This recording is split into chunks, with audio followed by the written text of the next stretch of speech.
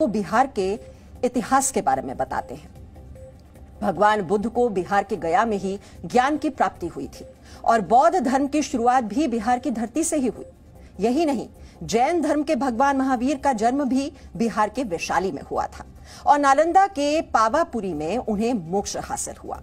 सिर्फ बौद्ध और जैन ही नहीं, बल्कि सिखों के 10वें गुरु गोविंद सिंह जी का जन्म भी बिहार के पटना साहिब में हुआ था। इसी बिहार की धरती पर सीता जी का भी जन्म हुआ। बिहार के सीतामढ़ी में आज भी सीता जी का जन्म स्थान है, जहां एक भव्य मंदिर है। देश का सबसे पुराना हिंदू मंदिर मां मुंडेश्वरी भी बिहार के कैमूर में है। कहा जाता है कि इसी जगह पर मां दुर्गा ने शुंभ निशुंभ के सेनापति चंड और मुंड का वध किया था। दुनिया को शून्य देने वाले आर्यभट्ट का जन्म स्थान बिहार का पाटलिपुत्र यानी आज का पटना ही माना जाता है। बिहार को वाल्मीकि आश्रम के लिए भी जाना जाता है। कहते हैं कि रामायण के रचयिता महर्षि वाल्मीकि ने इसी आश्रम में अपना कुछ समय बिताया था। उनके नाम पर ही इस जगह का नाम भी वाल्मीकि नगर पड़ा था और आज ये बिहार के पश्चिमी चंपारण का हिस्सा है। आज योग के लिए भले ही हरिद्वार का नाम सबसे पहले आता है, लेकिन विश्व को पहली योग यूनिवर्सिटी देने का गौरव भी बिहार के पास ही है।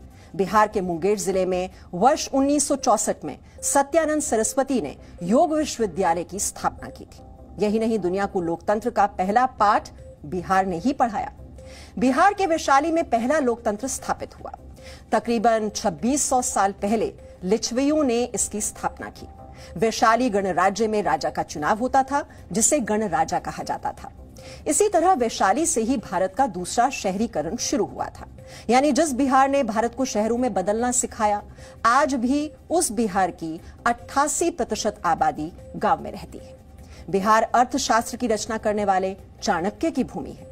चाणक्य के शिष्य चंद्रगुप्त मौर्य ने मगध साम्राज्य की नींव डाली। चंद्रगुप्त मौर्य के पोते अशोक सम्राट ने भारत के अलग अलग साम्राज्यों को जोड़कर एक किया और अखंड भारत पर राज किया। और चाणक्य की वजह से ही पाटलिपुत्र से मगध साम्राज्य मजबूत हुआ। राष्ट्रपिता महात्मा गांधी की जन्मभूमि भले ही गुजरात हो, लेकिन उनकी कर्मभूमि बिहार रही। एक किसान के बुलावे पर महात्मा गांधी 1916 में चंपारण पहुंचे और 1917 में नील की खेती करने वाले किसानों पर हो रहे जुल्म के खिलाफ चंपारण सत्याग्रह की शुरुआत हुई।